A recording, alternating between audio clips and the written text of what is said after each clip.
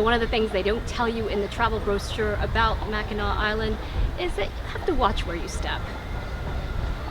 There are a lot of horses, a lot of carriages, and you get a little bit of a horsey smell here.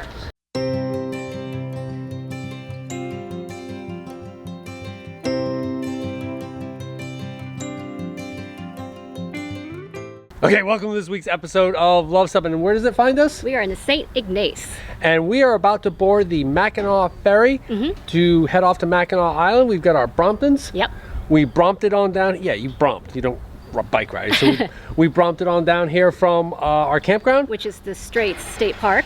And what is it, like a? It's like probably 2 miles. 2 miles, so not too far. Uphill a little bit though. But yeah, they're going to board the bikes. We're going to get on the ferry, and it's just a short ferry over to Mackinac for a day of bike riding and seeing what we can figure out. Yep. We've been wanting to do this for a while, and that's actually why we're staying at Straits State Park. And we certainly could have driven here. They have a complimentary parking lot, but we just thought it would be fun to take our bikes. Right. It's a Thursday, and the attendant was saying it's a good time to come. It's been pretty slow. Right. So yeah, we're looking forward to a day of Mackinac. So the tickets are $34 a piece, and if you bring your own bikes, it requires another ticket, which is $16 each. So the round trip cost, and these are all round trip tickets, so the round trip total cost was $104. So it's a little pricey, but I think it'll be worth it. All right, here's an important note, because I know a lot of people have e-bikes. We do not, but it looks like they are prohibited on Mackinac Island unless you have a mobility disability. So that will be very important. If you want, you can scan right there on the screen using your phone, and you can check out these regulations a little bit more carefully before you come on board and enter Mackinac Island.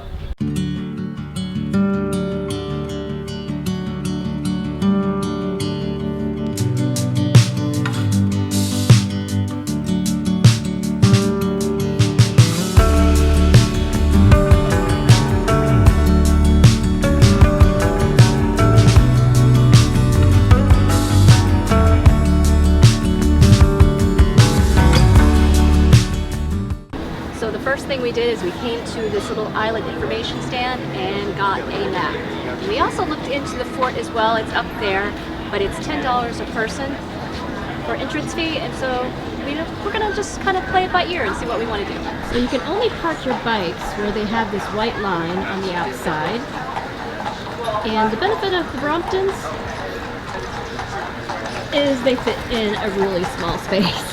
Yeah, and the thing is, there's really no good place to lock them up. I mean, it's by the visitor center, but we're just going to lock them together so that it'd be more difficult to see. Yeah. So there are a lot of fudge shops. Yeah, there were more fudge shops here than I think anything. Absolutely. And they all claim to have the best or smoothest fudge, but we know where the best fudge comes from, right?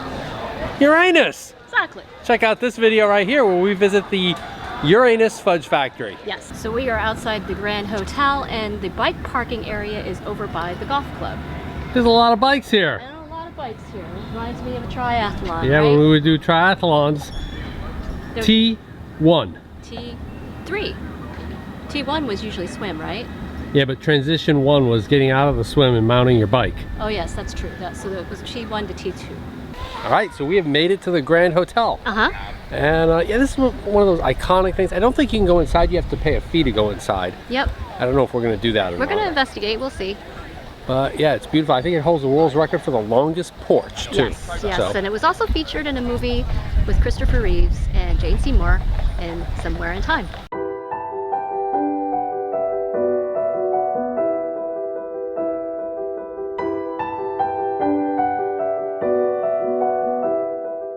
So the admission to come in, if you're not a registered guest at the hotel, is $10 a person. There's a dress code, but it's not too strict. Yeah, it's like no cutoffs, no tank tops, stuff like that. Just reasonable restrictions. But you come in through the door back there, which is right near the ice cream parlor. Which is next to the ice cream parlor outside, and then you get access to this level and the upper level, and it's got a lot of history, and they do offer a little walking guided tour as well.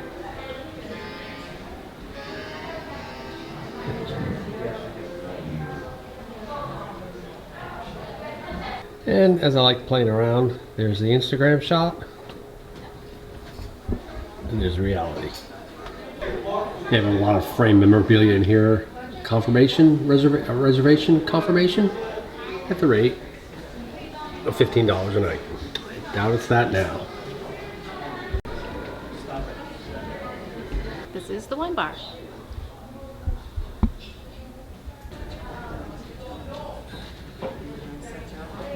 Obviously it's not being used right now, but check out this old chord dance hall. Very neat. It's got a Asian theme, I think, to it. Very nice.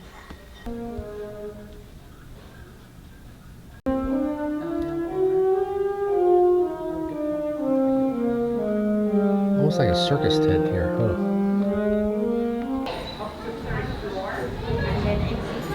That's a pretty full schedule of events. What do you think, Cindy?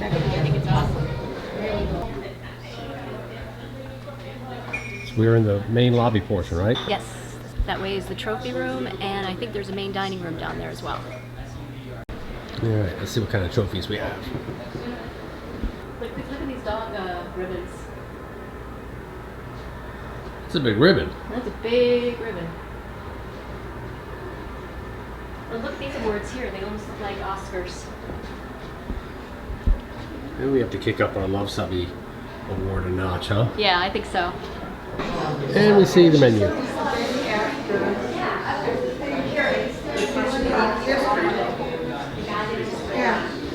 So this is the main dining room, see? Yep, this is main dining room. Beautiful. Look how the mirrors make it look like it's going on forever. Yeah. I love it.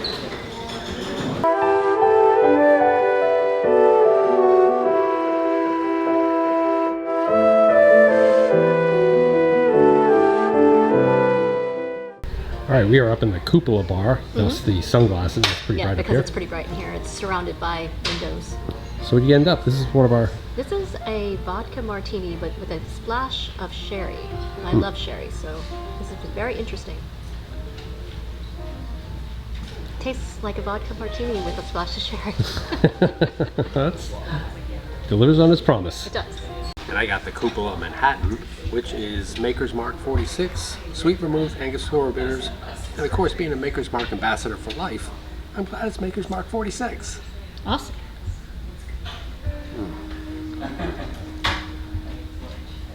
Very nice. What do you think the probability of you wiping out on your Brompton is after a martini?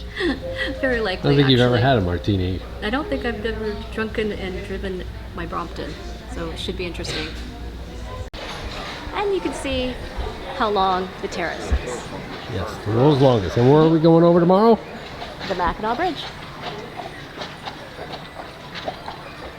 These are actually very comfy rocking chairs. Yep, just kind of sitting on the porch, the And world's check out the longest view. porch, checking out the view, rocking back and forth. Yep. Perfect. And there's our view. So this is where you can buy your admission ticket to get into the hotel to check things out and to go to the bar like we did. Yep. It's $10 right in through where the ice cream parlor is, Sadie's Ice Cream Parlor. And we learned in the trophy room that Sadie was the 2010 Westminster Dog Club winner. And she was a Scottie. Yes. And don't worry, if Cindy wipes out on her bike because of her martini, I always carry my advanced clotting gauze so that I can stop the bleeding pretty quickly.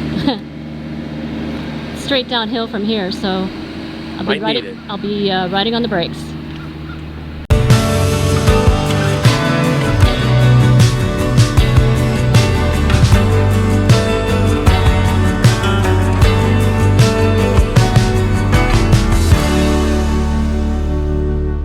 All right, well, good morning. We're here at Straits State Park in St. Ignace, Michigan, and this is where we chose to stay for the our tour of Mackinac Island. This weekend is the Mackinac Bridge actually closes on Labor Day, and everybody walks across the bridge. So there's a lot. This park becomes very popular. So we've got to be out of here before that. Like most Michigan state parks, we've been very happy with them. Super clean. The restrooms, the massive fire pit here that is like 3 tons of concrete that nobody's going to steal. The only thing I'll say with Michigan, I'll say this about Wisconsin too, they were worse, is the water spigots. You know, none of these state parks have water. They do have 30, this is a 30 amp site. They do have some 50 amp sites. But yeah, the water spigot is goofy. It makes it extremely difficult to fill your jerry cans. And, you know, I suppose most people hit the dump station with the potable water. I'm not using anything near a dump station. So I'm filling with the jerry cans, just making it a little bit more difficult. But yeah, it's a tow day today, and we're going to be off towing, eventually ending up at Alumapalooza in Jackson Center, Ohio. Stopping off at the road here as we're heading off to our next campground.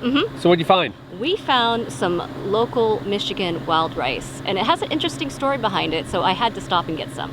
Yes, it's rice that was done by one of the native Indian tribes. We're not going to try and pronounce it, but there's a big history, and it's only grown locally in this area.